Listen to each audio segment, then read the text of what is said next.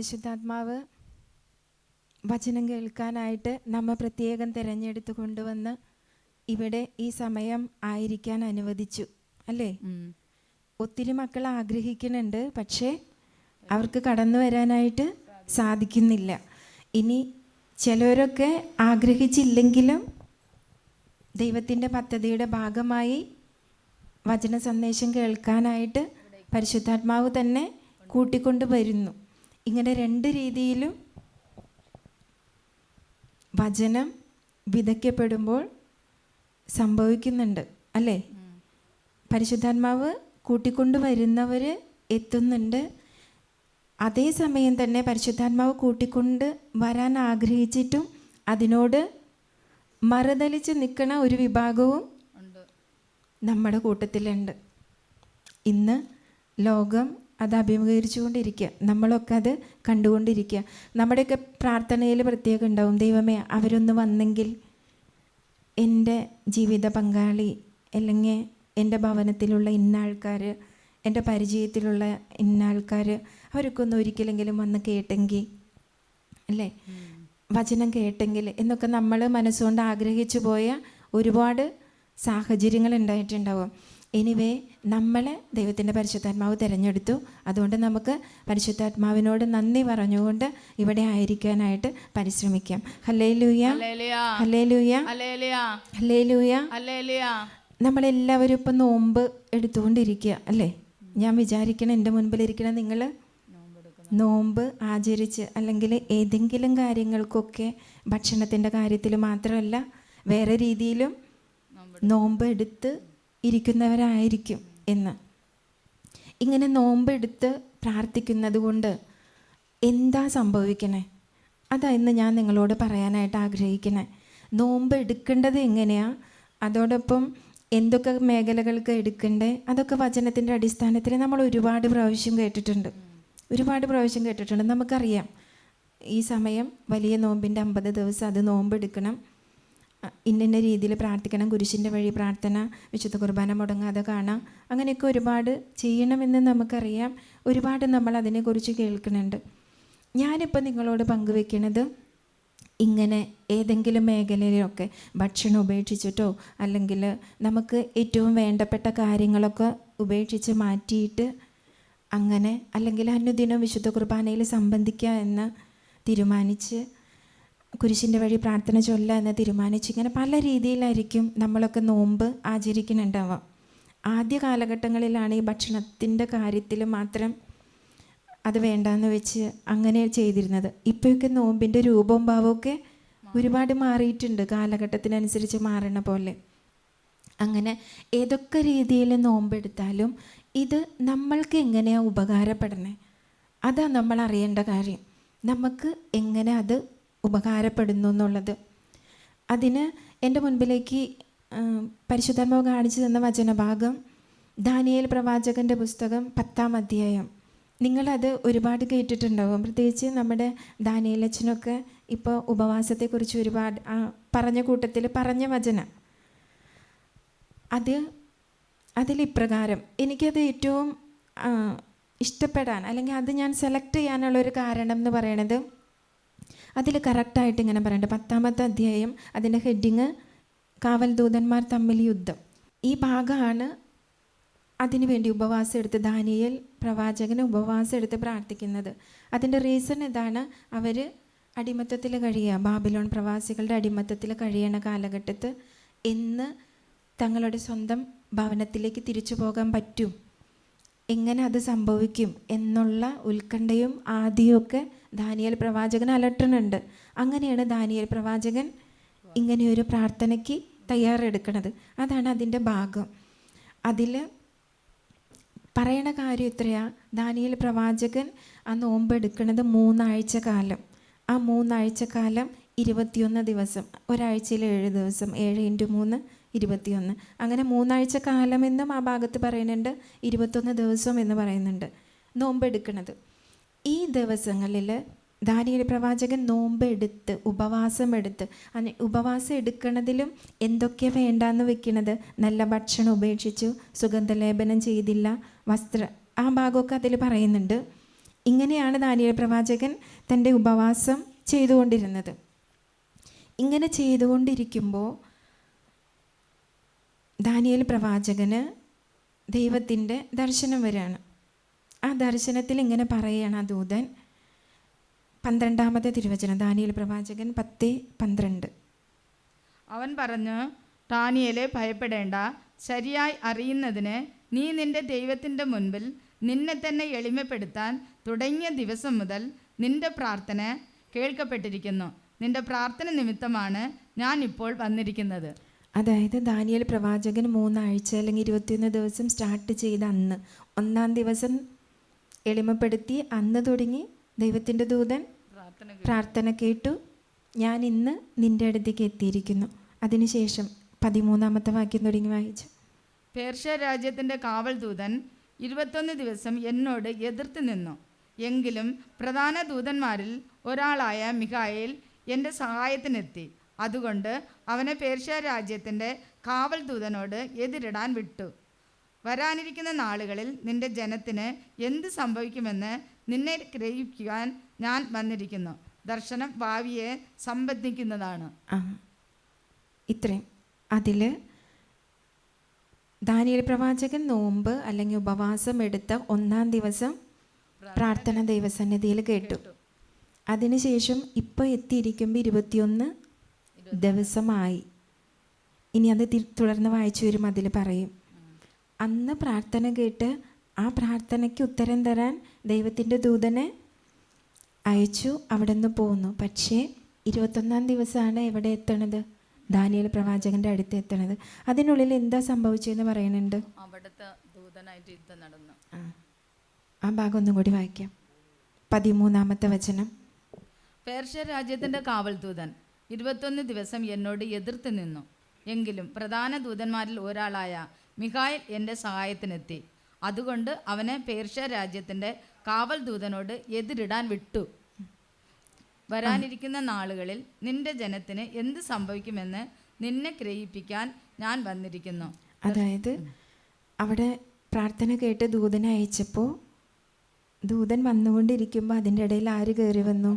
Persia രാജ്യത്തിൻ്റെ കാവൽ ദൂതൻ 21 ദിവസം എന്നോട് എതിർത്ത് നിന്നു. അപ്പോൾ എൻ്റെ പ്രാർത്ഥന കേട്ട ദൂതന് എൻ്റെ പ്രാർത്ഥനയ്ക്ക് ഉത്തരം നൽകാൻ പറ്റിയില്ല 21 ദിവസം. പക്ഷേ ഞാൻ എൻ്റെ നോമ്പ് പൂർത്തിയാക്കി 21 ദിവസം. അതിനുത്തരം നൽകിയേ പറ്റൂ. അതുകൊണ്ട് 21-ാം ദിവസം എന്ത് സംഭവിച്ചു? മിഖായേൽ ദൂതൻ അവിടെ സഹായത്തിന് വന്നു. ഈ ദൂതൻ ദാനിയേലിൻ്റെ മുൻപിൽ വന്ന് വരാനിരിക്കുന്ന കാര്യങ്ങൾ ഗ്രഹിപ്പിച്ചു. ഇതിൽ നിന്ന് നമുക്ക് മനസ്സിലാക്കാനുള്ളത് എന്താ?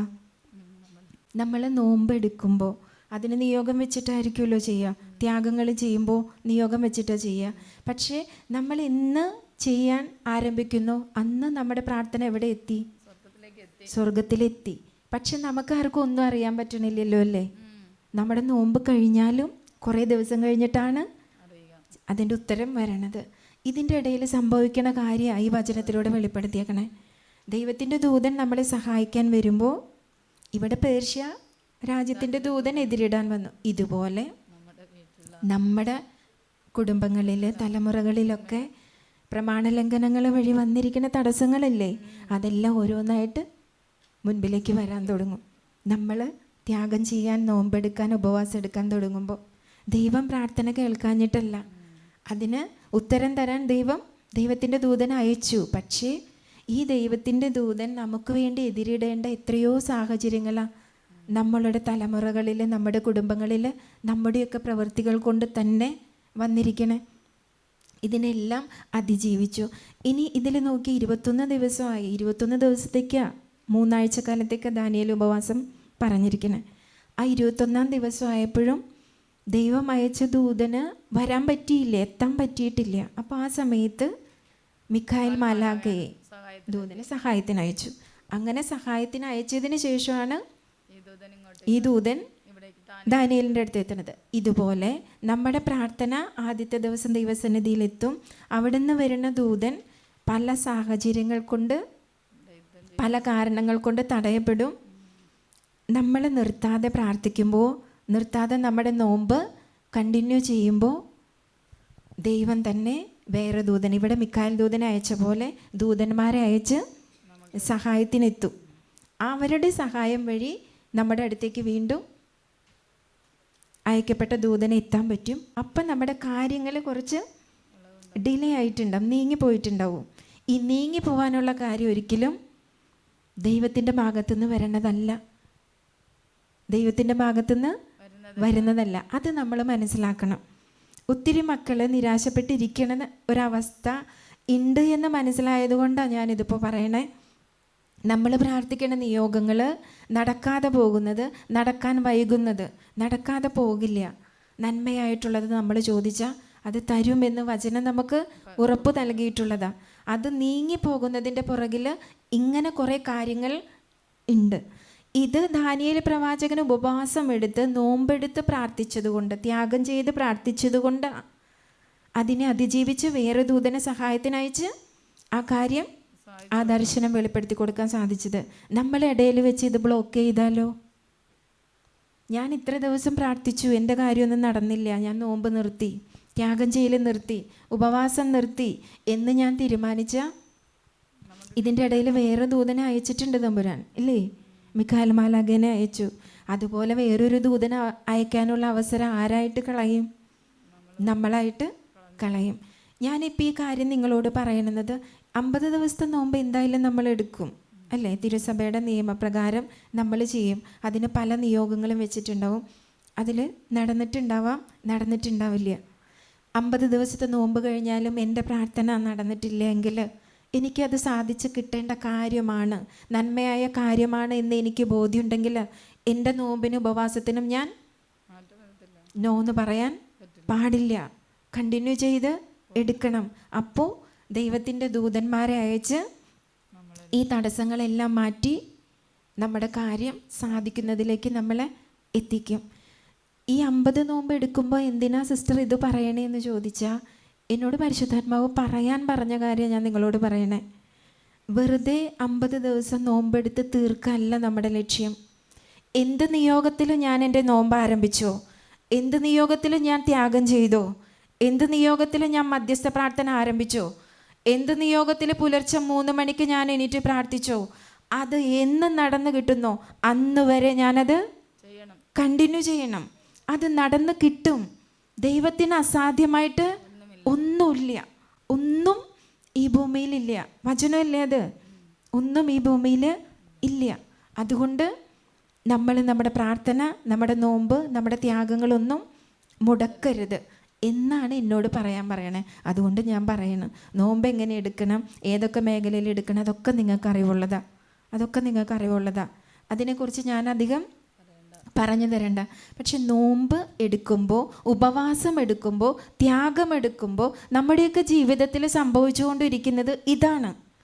ഇത്രയും കാര്യങ്ങൾ നടന്നുകൊണ്ടിരിക്കുന്നുണ്ട്. അത് നടക്കാൻ നമ്മൾ അനുവദിക്കണം. അതിനൊരു ഡേറ്റ് പറഞ്ഞ് നമ്മൾ ബ്ലോക്ക് ചെയ്യരുത്. ഡേറ്റ് പറഞ്ഞ് എടുക്കണം. അതിനുള്ളിൽ നമ്മുടെ പ്രാർത്ഥനയുടെ ശക്തി കൊണ്ട് നമുക്ക് നേടിയെടുക്കാൻ പറ്റും. നമുക്ക് അതെല്ലാം നേടിയെടുക്കാൻ പറ്റും. ഇനി അത് അപ്പോൾ നടന്നില്ലെങ്കിൽ അത് കണ്ടിന്യൂ ചെയ്യുക. ദൈവത്തിൻ്റെ പരിശുദ്ധാത്മാവ് അത് പൂർത്തീകരിച്ച് തരും. അപ്പം നോമ്പ്, ഉപവാസം, പ്രാർത്ഥന ഇതൊക്കെ ഒരു പരിധിക്കുള്ളിലല്ല, തുടർന്നു കൊണ്ടും ചെയ്യേണ്ട കാര്യമാണ് എന്നാണ് ഈ വചനഭാഗം വായിച്ചപ്പോൾ എൻ്റെ മനസ്സിലേക്ക് പരിശുദ്ധാത്മാവ് തന്ന ഒരു ബോധ്യം. അതോടൊപ്പം തന്നെ ഈ പുറപ്പാടിൻ്റെ പുസ്തകം 17-ാം അധ്യായത്തിൽ മോശ ഇസ്രായേൽ ജനത്തിന് വേണ്ടി മാധ്യസ്ഥം വഹിച്ച് പ്രാർത്ഥിച്ചുകൊണ്ടിരിക്കുകയാണ്. ഇസ്രായേൽ ജനം അമലേക്യരുമായി യുദ്ധത്തിന് പോയ സമയത്ത് നിങ്ങൾ ആ ഭാഗം വായിച്ചിട്ടുണ്ടാവാം. അത് മോശേനെ ആദ്യം മലയുടെ മുകളിൽ കയറി കൈ ഉയർത്തി പ്രാർത്ഥിച്ചുകൊണ്ടിരുന്നു. കൂടെ ജോഷുവ സഹായത്തിന് പോയിട്ടുണ്ടായിരുന്നു. മോശ കൈ ഉയർത്തി പ്രാർത്ഥിച്ച സമയമൊക്കെ ഇസ്രായേൽ ജനം വിജയിച്ചു, അമലേക്യരോട് വിജയിച്ചു വന്നു. മോശയുടെ കൈയപ്പം താഴാൻ തുടങ്ങി. അപ്പോൾ ഇവർ തോൽക്കാനായിട്ട് തുടങ്ങി. അപ്പോൾ മോശേനെ അവിടെ ഒരു കല്ലിൽ ഇരുത്തിയിട്ട് കൈ ഇവർ പൊക്കി പിടിച്ചു സഹായിച്ചു. മോശേനെ സഹായിക്കാൻ 2 പേരുണ്ടായിരുന്നു, ഇല്ലേ? ആ മോശേനെ സഹായിക്കാൻ 2 പേരുണ്ടായിരുന്നത് കൊണ്ട് മോശ കൈ ഉയർത്തി നിന്നു. ഇസ്രായേൽ ആ യുദ്ധം ജയിച്ചു വന്നു. അത് 17-ാം അധ്യായത്തിൻ്റെ മോശയുടെ കൈകൾ കുഴഞ്ഞ് അപ്പോൾ അവർ ഒരു കല്ല് നീക്കിയിട്ട് കൊടുത്തു. മോശ അതിൽ മേൽ ഇരുന്നു. അഹറോനും കൂറും അവൻ്റെ കൈകൾ ഉയർത്തിപ്പിടിച്ചുകൊണ്ട് ഇരുവശങ്ങളിൽ നിന്നു. സൂര്യാസ്തമയം വരെ അവൻ്റെ കൈകൾ ഉയർന്നു തന്നെ നിന്നു. ജോഷുവ അമലേക്യനെയും അവൻ്റെ ആളുകളെയും വാളുകൊണ്ട് അരിഞ്ഞു വീഴ്ത്തി. ആ പാരഗ്രാഫിൻ്റെ ലാസ്റ്റ് ഒരു വചനമുണ്ട്. ആ പാരഗ്രാഫിൻ്റെ ലാസ്റ്റ് ഭാഗം പറഞ്ഞു, കർത്താവിൻ്റെ പതാക കയ്യിലെടുക്കുവേൻ, തലമുറ തോറും കർത്താവ് അമലേക്കിനെതിരെയായിട്ട് യുദ്ധം ചെയ്തുകൊണ്ടിരിക്കും. കർത്താവിൻ്റെ പതാക കയ്യിലെടുക്കുവാൻ. ഈ ഭാഗം നിങ്ങൾക്കറിയാം. മോശ മാധ്യസ്ഥം വഹിച്ച് പ്രാർത്ഥിച്ചു. അപ്പോഴേക്ക് ഇസ്രായേൽ വിജയിച്ചു. മോശയുടെ കൈ താന്നു പോയപ്പോൾ രണ്ടുപേരും അവരെ സഹായിച്ചു. ഇത് നോമ്പെടുക്കുമ്പോൾ അല്ലെങ്കിൽ മധ്യസ്ഥ പ്രാർത്ഥനയൊക്കെ നടത്തുമ്പോൾ സഹായിക്കാനായിട്ട് ദൈവത്തിൻ്റെ കരങ്ങൾ നമ്മുടെ കൂടെ ഉണ്ടാവും. തളർന്നു പോകാതിരിക്കാൻ ദൈവത്തിൻ്റെ ദൂതന്മാർ നമ്മോടൊപ്പം ഉണ്ടാകും. അങ്ങനെ നമ്മൾക്ക് അത് കണ്ടിന്യൂ ചെയ്യാനുള്ള ശക്തിയും കൂടി ദൈവം തരും. Passion of the Christ film നിങ്ങൾ കണ്ടിട്ടുണ്ടെങ്കിൽ അതിൽ ഈശോ ഗെത്സമനിൽ പ്രാർത്ഥിക്കുന്ന സമയത്ത് ഒരു മാലാഖനെ അയക്കുന്നുണ്ട് ഈശോനെ ആശ്വസിപ്പിക്കാൻ. കണ്ടിട്ടുണ്ടാവുന്നു. ഇതുപോലെ നമ്മളെ സഹായിക്കാൻ ദൈവത്തിൻ്റെ ദൂതന്മാരെ ദൈവം അയക്കും. അത് നമ്മൾ വിശ്വസിക്കുക. നമ്മുടെ ത്യാഗങ്ങൾ, പ്രാർത്ഥനകളെല്ലാം കണ്ടിന്യൂ ചെയ്യുക.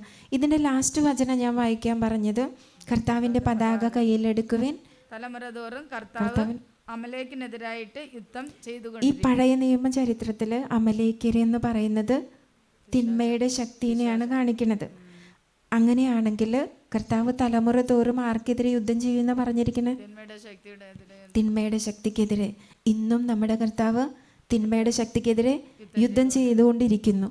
നമ്മുടെ കർത്താവ് തിന്മയുടെ ശക്തിക്കെതിരെ ചെയ്യുന്ന യുദ്ധത്തിൽ നമ്മൾ പങ്കാളികളാകുന്നതാണ് നമ്മുടെ ഈ മധ്യസ്ഥ പ്രാർത്ഥനയിലൂടെ, അല്ലെങ്കിൽ നമ്മുടെ നോമ്പിലൂടെ, ഉപവാസത്തിലൂടെ, പ്രാർത്ഥനയിലൂടെയൊക്കെ. അപ്പോൾ ഈ 50 നോമ്പ് നമ്മൾ എടുക്കുമ്പോൾ നമ്മുടെ പേഴ്സണൽ നിയോഗങ്ങൾക്ക് നമ്മളത് നിയോഗം വെച്ചിട്ടുണ്ട്. അതിനൊപ്പം നമ്മുടെ കർത്താവ് തലമുറ തോറും അല്ലെങ്കിൽ ഇന്ന് കാലഘട്ടത്തിൽ തിന്മയുടെ ശക്തിക്കെതിരെ പോരാടുമ്പോൾ അതിൽ പങ്കാളികളാവുക കൂടിയാണ് ആര് ചെയ്യുന്നത്? നമ്മൾ ചെയ്യുന്നത്. നോമ്പ് വഴി, ത്യാഗം വഴി, ഉപവാസ പ്രാർത്ഥന വഴിയൊക്കെ നടന്നുകൊണ്ടിരിക്കുന്നത്. അപ്പോൾ നോമ്പ് എടുക്കണം, നമുക്ക് അങ്ങനെ ഒരു ബോധ്യം വേണം.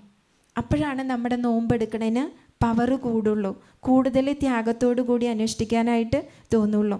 ഇന്നിപ്പോൾ ഭക്ഷണം ഉപേക്ഷിക്കുക എന്ന് പറയുന്നത് ചിലർക്ക് അത്ര ബുദ്ധിമുട്ടൊന്നും ഉണ്ടാവില്ല. കണ്ടിന്യൂസ് ആയിട്ട് പ്രയറുകൾക്കൊക്കെ പോണവരാണെങ്കിൽ അവർ ഫാസ്റ്റിംഗ് എടുക്കണവരാ, അവർക്കതൊക്കെ ഈസി ആയിരിക്കും. പ്രാക്ടീസിൻ്റെ ഫലമായിട്ട് തന്നെ ഈസി ആയിരിക്കും. അങ്ങനെ ചെയ്യാത്തവർക്കാണ് ഭക്ഷണം ഉപേക്ഷിക്കൽ അല്ലെങ്കിൽ ഇറച്ചി, മീൻ, മുട്ട ഒക്കെ ഉപേക്ഷിക്കൽ ബുദ്ധിമുട്ട് വരാം. അങ്ങനെ ചെയ്തിരിക്കുന്ന ഗ്രൂപ്പിന് അങ്ങനെ ഒരു ബുദ്ധിമുട്ട് വരില്ല. പക്ഷേ നമുക്ക് എല്ലാവർക്കും പേഴ്സണലായിട്ട് അഭിമുഖീകരിക്കാൻ, ഏറ്റെടുക്കാൻ ഒക്കെ ബുദ്ധിമുട്ടുകളുള്ള ഒരുപാട് കാര്യങ്ങളുണ്ട്. ഒരുപാട് കാര്യങ്ങൾ നമ്മുടെ ജീവിതങ്ങളിലുണ്ട്, നമ്മുടെ ജീവിത സാഹചര്യങ്ങളിലുണ്ട്. അത് വ്യക്തികളാവാം, ചിലപ്പോൾ ഏതെങ്കിലും അനുഭവങ്ങളാവാം, ഏതെങ്കിലും സാഹചര്യങ്ങളാവാം. ഏത് സാഹചര്യമായാലും, ഏത് വ്യക്തിയായാലും, ഏത് അനുഭവമായാലും അതിനെയൊക്കെ മറികടക്കുക എന്നുള്ളത് ഈ നോമ്പിൻ്റെ ഒരു ഭാഗമാണ്. നോമ്പിൻ്റെ ഒരു ഭാഗമാണ്. ഭക്ഷണം ഉപേക്ഷിക്കുന്നതോടൊപ്പം നമ്മൾ ചെയ്യേണ്ട വലിയൊരു കാര്യം അതാ. എന്നാലാണ് അത് നമ്മൾക്ക് പൂർണ്ണഫലം തരുള്ളൂ. ഏശയ്യായുടെ പുസ്തകം 58-ാം അധ്യായം, അതിൻ്റെ ഹെഡിങ് തന്നെ യഥാർത്ഥമായ ഉപവാസം. 58-ന്റെ 2-3 വചനങ്ങളൊന്ന് വായിക്കും. നീതി പ്രവർത്തിക്കുകയും തങ്ങളുടെ ദൈവത്തിൻ്റെ കൽപ്പനകൾ ലംഘിക്കാതിരിക്കുകയും ചെയ്യുന്ന ഒരു ജനതയെന്നോണം അവർ ദിവസേന എന്നെ അന്വേഷിക്കുകയും എൻ്റെ മാർഗം തേടുന്നതിൽ സന്തോഷിക്കുകയും ചെയ്യുന്നു. അവർ എന്നോട് നീതിവിധികൾ ആരായുന്നു, ദൈവത്തോട് അടുക്കാൻ താല്പര്യം കാണിക്കുകയും ചെയ്യുന്നു. ഞങ്ങൾ എന്തിനു ഉപവസിച്ചു, അങ്ങ് കാണുന്നില്ലല്ലോ. ഞങ്ങൾ എന്തിന് ഞങ്ങളെ തന്നെ എളിമപ്പെടുത്തി, അങ്ങ് അത് ശ്രദ്ധിക്കുന്നില്ലല്ലോ. എന്നാൽ ഉപവസിക്കുമ്പോൾ നിങ്ങൾ സ്വന്തം സുഖമാണ് തേടുന്നത്. നിങ്ങളുടെ വേലക്കാരെ നിങ്ങൾ പീഡിപ്പിക്കുന്നു. കലഹിക്കുന്നതിനും ചണ്ട കൂടുന്നതിനും ക്രൂരമായി മുഷ്ടി കൊണ്ട് ഇടിക്കുന്നതിനും മാത്രമാണ് നിങ്ങൾ ഉപവസിക്കുന്നത്. ഇനി ഞാൻ പറഞ്ഞിട്ട് വായിക്കാം. 58-ലെ 2-ാമത്തെ വചനം ഒന്നും കൂടി വായിച്ച്. 2-3 മാത്രം. നീതി പ്രവർത്തിക്കുകയും തങ്ങളുടെ ദൈവത്തിൻ്റെ കൽപ്പനകൾ ലംഘിക്കാതിരിക്കുകയും ചെയ്യുന്ന ഒരു ജനതയെന്നോണം അവർ ദിവസേന എന്നെ അന്വേഷിക്കുകയും. ഈ ഭാഗത്ത് ഞാനിപ്പോൾ പറഞ്ഞു നിർത്തിയതിനെ കുറിച്ച് പറയാൻ വേണ്ടിയിട്ടാണ് ഞാൻ ഈ വചനഭാഗം വായിച്ചത്. അതായത് ഭക്ഷണം ഉപേക്ഷിക്കൽ മാത്രമല്ല, നമ്മുടെ പേഴ്സണലായി നമുക്ക് തടസ്സങ്ങൾ നിൽക്കുന്നത്, ആത്മീയതയിലേക്ക് അല്ലെങ്കിൽ ദൈവത്തിലേക്ക് അടുക്കാൻ പറ്റുന്നില്ല എന്നുള്ള കാരണങ്ങൾ നമ്മൾ മാറ്റണം എന്ന് പറയുന്നത് ഈ വചനത്തിൻ്റെ ഇതിൽ നോക്കി, നീതി പ്രവർത്തിച്ചു, തങ്ങളുടെ ദൈവത്തിന്റെ കൽപ്പനകൾ പാലിച്ചു, അല്ലെങ്കിൽ അവർ ദിവസേന എന്നെ അന്വേഷിക്കുകയും ദൈവത്തെ അന്വേഷിച്ചു, എന്റെ മാർഗം തേടുന്നതിൽ സന്തോഷിക്കുകയും ചെയ്യുന്നു. ഇത്രയും കാര്യങ്ങൾ ചെയ്യുന്നതിൽ സന്തോഷിക്കുകയാണ്. അതായത് നോമ്പെടുക്കണേലൊക്കെ നമ്മൾ സന്തോഷിച്ചുകൊണ്ടിരിക്കുക. പക്ഷെ അതിൻ്റെ പുറകിൽ അവരെന്നോട് നീതിവിധികൾ ആരായുന്നു, ദൈവത്തോട് അടുക്കാൻ താല്പര്യം കാണിക്കുകയും ചെയ്യുന്നു. നമ്മളൊക്കെ ചെയ്തുകൊണ്ടിരിക്കുന്നതാ. പ്രാർത്ഥിക്കും നന്നായി, ഈ ദിവസങ്ങളിൽ കുർബാനയ്ക്ക് പോകും, അല്ലേ, ദൈവത്തോട് അടുക്കാൻ താല്പര്യം കാണിക്കും, നീതി പ്രവർത്തിക്കും എന്ന് നമ്മൾ വിചാരിക്കും.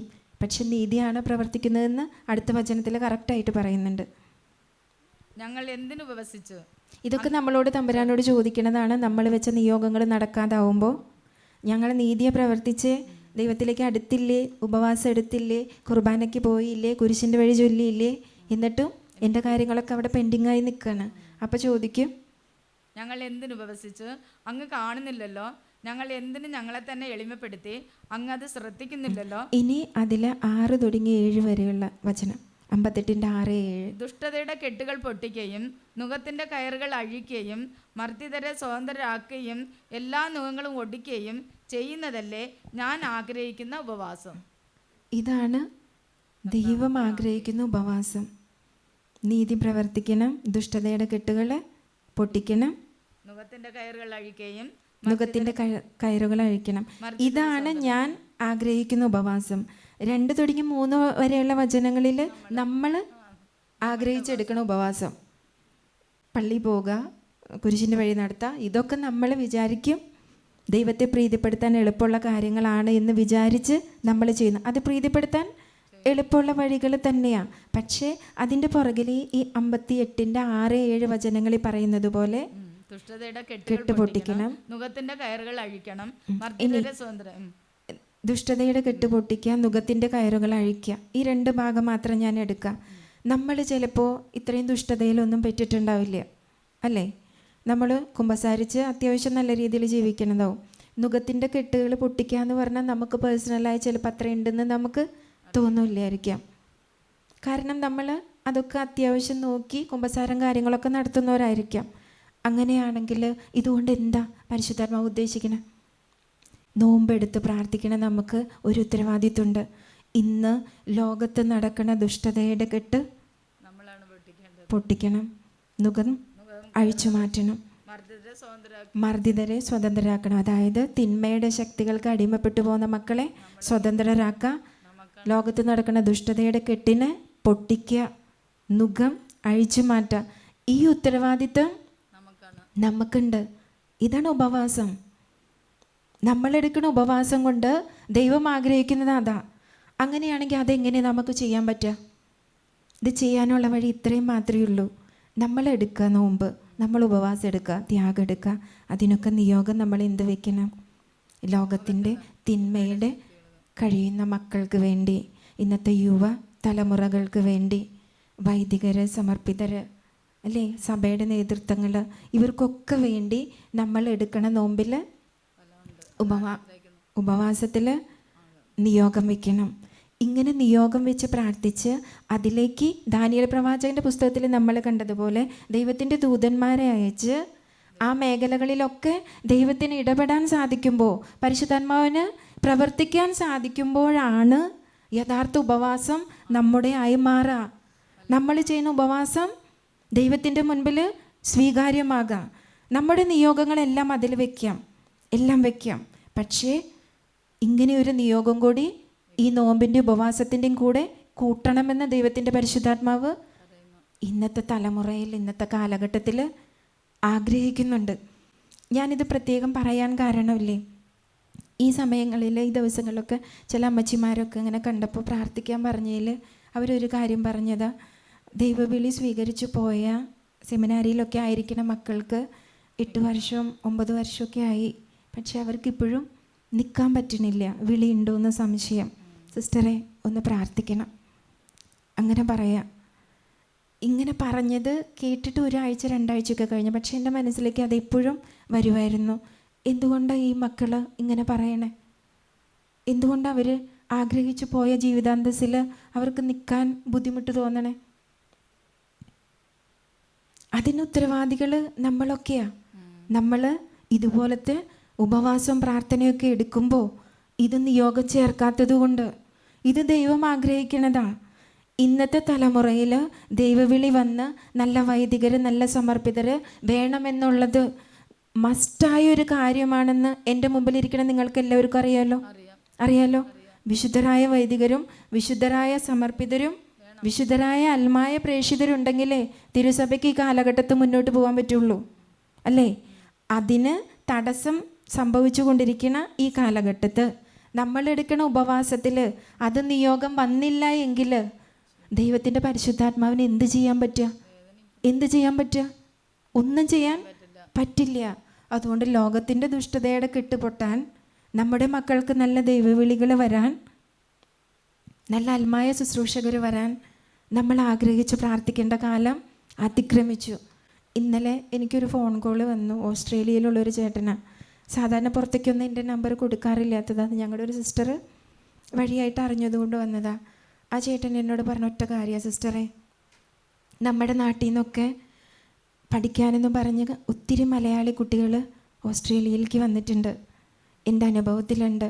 ഇവരെല്ലാം ഇവിടെ നയിച്ചു കൊണ്ടിരിക്കുന്ന ജീവിതം കണ്ടിട്ട് വേദനിച്ചിട്ടാണ് ഞാൻ സിസ്റ്ററോട് വിളിച്ച് പറയണേ, എന്തെങ്കിലും ചെയ്യാൻ പറ്റുമോ? ലിവിങ് ടുഗദറാ, എല്ലാവരും ലിവിങ് ടുഗദറാ. ഹോസ്റ്റലുകളിൽ ആൺകുട്ടികളും പെൺകുട്ടികളൊക്കെ ഒരുമിച്ച് നിൽക്കുക. എന്താ ചെയ്യേണ്ടതെന്ന് അറിയില്ല. അതുകൊണ്ടാണ് ഞാൻ സിസ്റ്ററെ വിളിച്ചതെന്ന്. നമ്മൾ നോമ്പെടുക്കണോ? ഉപവാസം നടത്തണോ? അതിലിത് നിയോഗം വയ്ക്കണോ? നമ്മുടെ മക്കളെല്ലാം ഇന്ന് പുറം രാജ്യങ്ങളിലേക്കല്ലേ പോണേ? ഇതിക്ക് മുമ്പ് ഒരു ടോക്ക് ഞാൻ പറഞ്ഞായിരുന്നു, എന്തുകൊണ്ടാണ് നമ്മുടെ മക്കൾ മുഴുവൻ അങ്ങോട്ട് പോണത്? എന്തുകൊണ്ടാണ് പോണത്? ഇതിൻ്റെയൊക്കെ പുറകിൽ തലമുറകളിൽ നടന്ന ദൈവകൽപ്പന ലംഘനം ഉണ്ട്. ഇന്ന് നമ്മുടെ മക്കളൊക്കെ പോയിട്ട് അവിടെ നല്ല രീതിയിലല്ല, പള്ളികളുണ്ട്, കൂദാശകൾ അവിടെ നടക്കുന്നുണ്ട്. പക്ഷെ നമ്മുടെ നാട്ടിൽ നിന്ന് പോണ മക്കൾക്ക് അവിടേക്കൊന്നും പോകാൻ പറ്റണില്ല.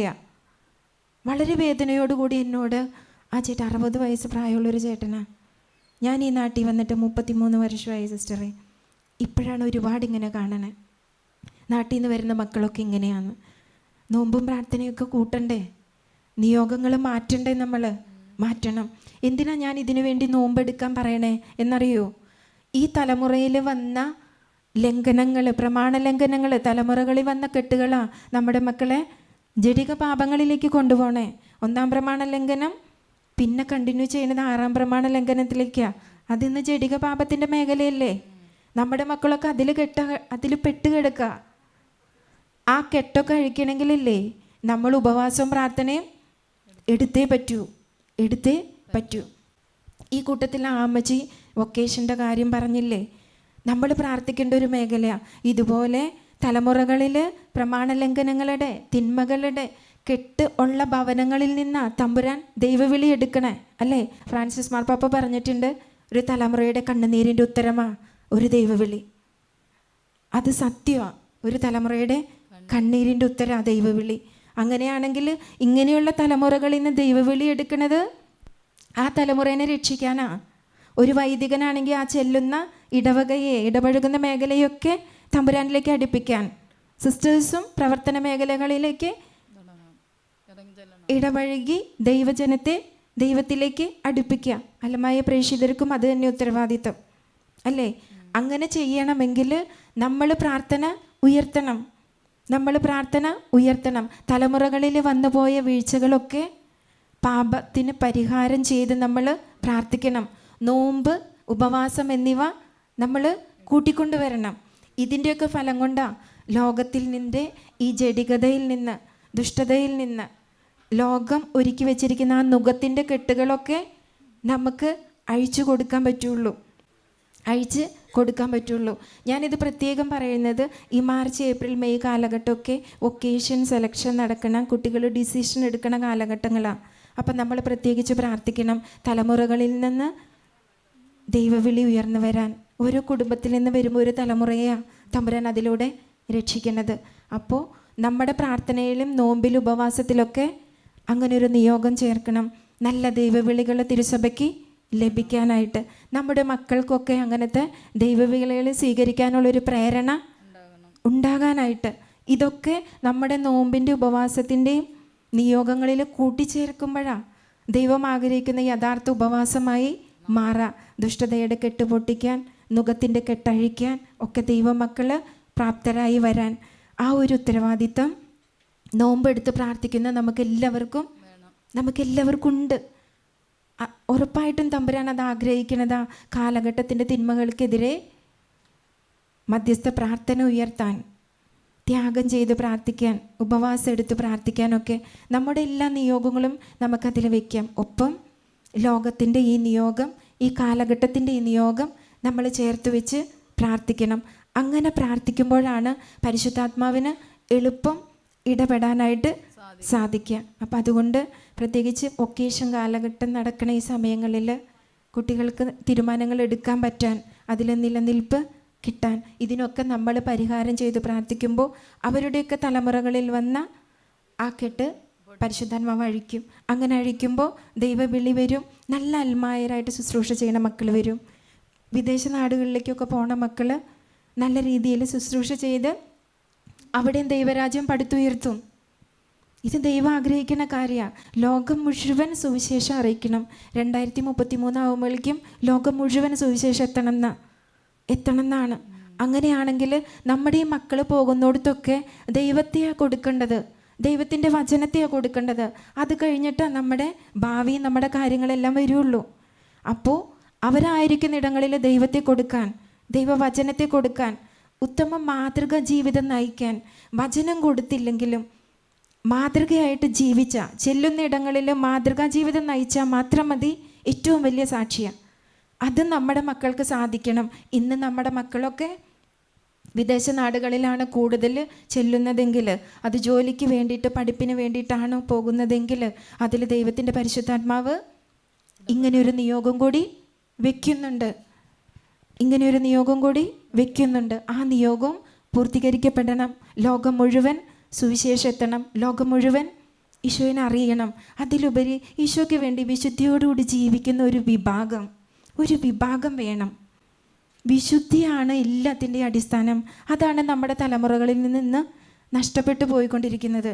അപ്പോൾ ഈ നോമ്പ് എടുത്ത് പ്രാർത്ഥിക്കുമ്പോൾ ദാനിയേൽ പ്രവാചകൻ്റെ പുസ്തകം 10-ാം അധ്യായത്തിൽ നമ്മൾ മനസ്സിലാക്കിയതുപോലെ ദൈവം ഓരോ വ്യക്തികളും എടുക്കുന്ന നോമ്പിന്, ഉപവാസത്തിന്, ത്യാഗത്തിനൊക്കെ വില കൽപ്പിച്ച് തുടങ്ങുന്ന അന്ന് തന്നെ ദൈവത്തിൻ്റെ ദൂതന്മാരെ അയക്കുന്നുണ്ട്. ഈ ദൂതന്മാർ അവരുടെ പ്രവൃത്തി പൂർത്തീകരിക്കാൻ, എന്തുദ്ദേശത്തോടെയാണോ ദൈവത്തിൻ്റെ ദൂതന്മാരെ ദൈവം അയച്ചത്, ആ പ്രവൃത്തി പൂർത്തീകരിക്കാൻ നമ്മുടെ പ്രാർത്ഥന, നമ്മുടെ നോമ്പ്, നമ്മുടെ ത്യാഗമൊക്കെ കാരണമാകണം. അത്രയ്ക്ക് പവറുള്ളതായി മാറണം നമ്മളെടുക്കണ നോമ്പ്, നമ്മളെടുക്കണ ത്യാഗം. അത് നമ്മുടെ പേഴ്സണൽ നിയോഗങ്ങൾക്ക് വേണ്ടിയല്ല, അതിലുപരി ഈ കാര്യത്തിനും കൂടി നമ്മൾ സമർപ്പിച്ച് പ്രാർത്ഥിക്കണം. കാലഘട്ടത്തിൻ്റെ ഒരു ആവശ്യമാണ് വിശുദ്ധിയുള്ളൊരു സമൂഹം രൂപപ്പെടാം. വിശുദ്ധിയുള്ള വൈദികർ, വിശുദ്ധിയുള്ള സമർപ്പിതർ, വിശുദ്ധിയുള്ള അൽമായ ശുശ്രൂഷകർ വരിക എന്നുള്ളത് ഇന്നത്തെ കാലഘട്ടത്തിൻ്റെ ആവശ്യമാണ്. അതുകൊണ്ട് ഇന്നത്തെ തലമുറയിൽ മക്കൾ എവിടെയൊക്കെ ചെന്നെത്തുന്നോ അവിടെയൊക്കെ വിശുദ്ധിയുടെ ഉത്തമ നിറകുടങ്ങളായി നമ്മുടെ യുവതലമുറ മാറാൻ, നമ്മുടെ തലമുറയിലുള്ള മക്കൾ, നമ്മുടെ കുടുംബങ്ങളിലുള്ള മക്കളൊക്കെ മാറാനായിട്ട് നമ്മൾ തീഷ്ണതയോടുകൂടി പ്രാർത്ഥിക്കേണ്ട കാലഘട്ടം. അത് ആ ഒരു നിയോഗം കൂടി വെച്ചിട്ടാവട്ടെ ഈ വർഷത്തെ നിങ്ങളുടെ നോമ്പ്, ഈ വർഷത്തെ നിങ്ങളുടെ ഉപവാസം, ഈ വർഷം നമ്മൾ കുരിശിൻ്റെ വഴി സമർപ്പിക്കുന്നത്, ദിവ്യബലിയിൽ പങ്കെടുക്കുന്നത്, അതെല്ലാം ഈ ഒരു നിയോഗം കൂടി വെച്ച് ദൈവത്തിൻ്റെ പരിശുദ്ധാത്മാവിൻ്റെ പ്രവർത്തനങ്ങൾക്ക് നമ്മുടെ ഭാഗത്തു നിന്ന് നമ്മളൊരു സപ്പോർട്ട്, നമ്മുടെ ഭാഗത്തു നിന്ന് നമ്മുടെ ഒരു സഹകരണം നമുക്ക് കൊടുക്കാം. അപ്പോൾ നോമ്പെടുത്ത് പ്രാർത്ഥിക്കുന്ന എല്ലാവർക്കും നല്ല രീതിയിൽ തീക്ഷ്ണതയോടുകൂടി ആ നോമ്പെടുത്ത് ദൈവത്തിൻ്റെ ശക്തി ഭൂമിയിൽ വെളിപ്പെടുത്താൻ, ദൈവത്തിൻ്റെ വിശുദ്ധിയിലേക്ക് കൂടുതൽ അടുക്കാൻ സാധിക്കട്ടെ എന്ന് ഞാൻ പ്രാർത്ഥിക്കുന്നു. ഒപ്പം തന്നെ നോമ്പ് കഴിഞ്ഞാലും വീണ്ടും ത്യാഗം ചെയ്ത് ഉപവാസം എടുത്ത് പ്രാർത്ഥിച്ച് തലമുറകളെ ഒരുക്കാൻ, തലമുറയുടെ കെട്ടുകൾ അഴിക്കാൻ, പ്രമാണലംഘനങ്ങളുടെ കെട്ടുകളിൽ നിന്ന് നമ്മുടെ തലമുറയെ, കുടുംബത്തെ, യുവജനത്തെ, ലോകത്തെ മുഴുവൻ രക്ഷിച്ചെടുക്കാൻ നമുക്ക് ഓരോരുത്തർക്കും സാധിക്കട്ടെ എന്ന് പ്രാർത്ഥിക്കുന്നു. ഈ നിമിഷം നമുക്ക് ഒരുമിച്ച് എഴുന്നേറ്റ് നിന്ന് ദൈവത്തിൻ്റെ പരിശുദ്ധാത്മാവിനാൽ നമ്മൾ കൂടുതൽ ശക്തിപ്പെടുവാനായിട്ട് നമുക്കൊന്ന് ഒരുമിച്ച് പ്രാർത്ഥിക്കാം, ഒരുമിച്ച് സ്തുതിച്ച് പ്രാർത്ഥിക്കാം. പരിശുദ്ധാത്മാവേ, ഞങ്ങളിലേക്ക് ഇറങ്ങി വരണമേ.